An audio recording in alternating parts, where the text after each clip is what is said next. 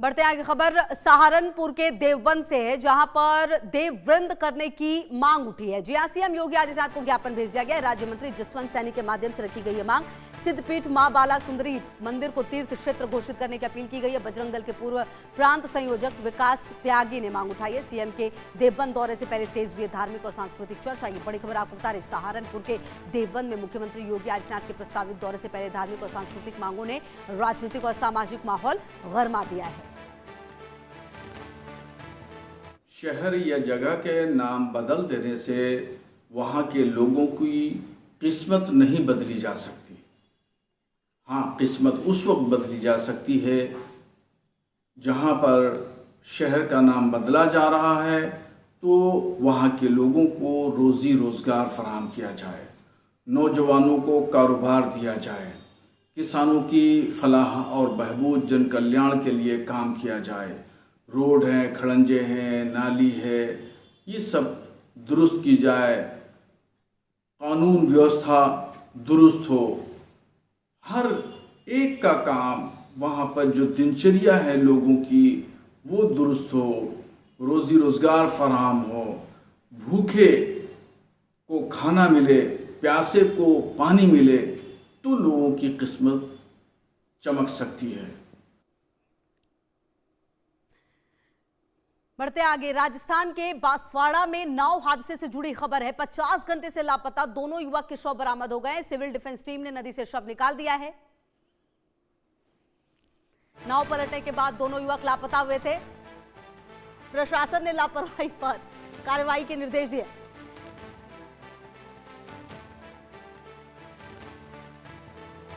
तो बांसवाड़ा नाव हादसे से जुड़ी ये बड़ी खबर है। सिविल डिफेंस टीम ने नदी से ये शव निकाले। 50 घंटे से लापता युवक के शव निकाले गए हैं। यह अहम जानकारी आपको दे रहे हैं। और आपको बता दें, बांसवाड़ा नाव हादसे से जुड़ी ये जानकारी लगातार जो टीम है वो लगी हुई थी और प्रशासन ने लापरवाही पर कार्रवाई के निर्देश दिए हैं। सिविल डिफेंस टीम ने आपको बता दें कि इस पूरे घटनाक्रम को अंजाम दिया।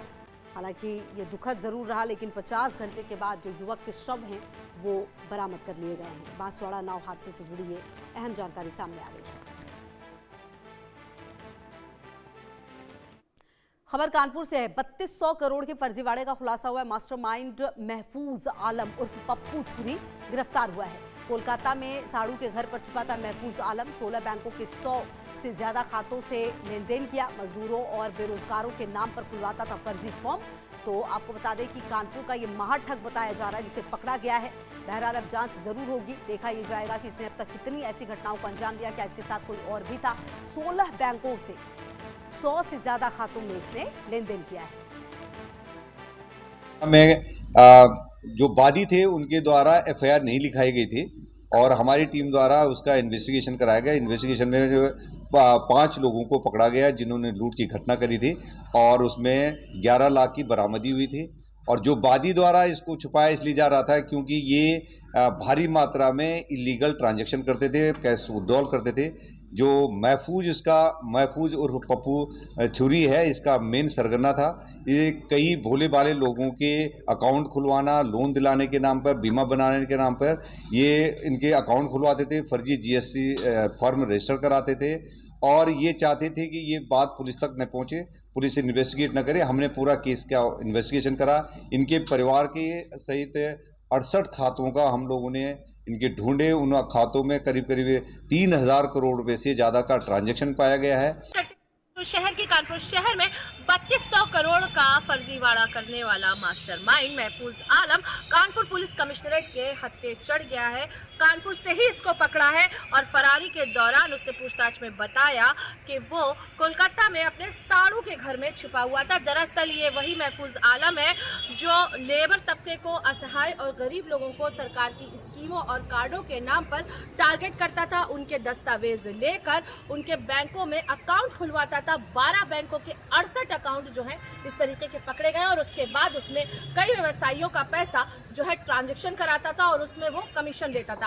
अब पुलिस इस एंगल पर जांच कर रही है कि आखिर ये किस तरीके का पैसा था, 1 नंबर का था, 2 नंबर का था या हवाला का पैसा था। इसके साथ ही ईडी इनकम टैक्स भी जो है वो जांच करने के लिए कमिश्नर ने जो है पत्र लिख दिया है और बैंक की कर्मियों की इसमें क्या संलिप्तता पाई गई है इसको लेकर भी पुलिस जो है इस एंगल पर जांच कर रही है। यही नकली दस्तावेज लेकर उसने 12 बैंकों में 68 अकाउंट खुलवाए और उसके बाद किया 3200 करोड़ का ट्रांजैक्शन।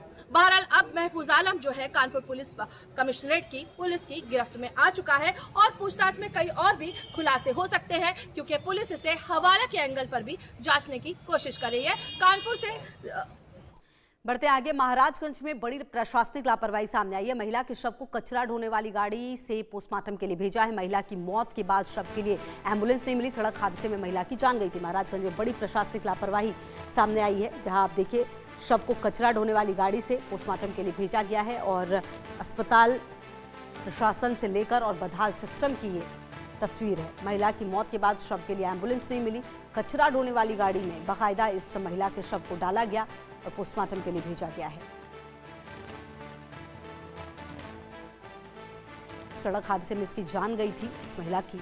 और देखिए बाकायदा पुलिस के कुछ लोग हैं जो मदद कर रहे हैं इस शव को इस गाड़ी में उठाने के लिए।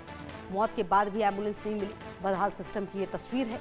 मौत के बाद भी जो सम्मानजनक व्यवस्था है वो यहाँ पर नजर नहीं आई है।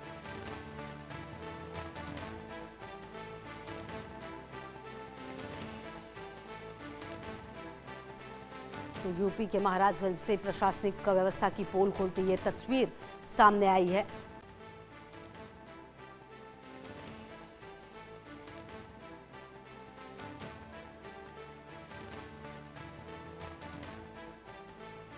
तो लापरवाही और बदहाल सिस्टम की ये जो तस्वीर है वो सामने आई है, जहां प्रशासनिक व्यवस्था पर बड़े सवाल आए हैं।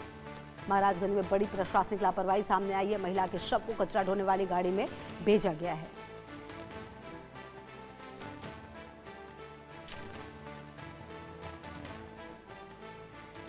मेरे साथ इस बुलेटिन में इतना ही। खबरों के लिए रहिए हमारे साथ, देखते रहिए इंडिया न्यूज।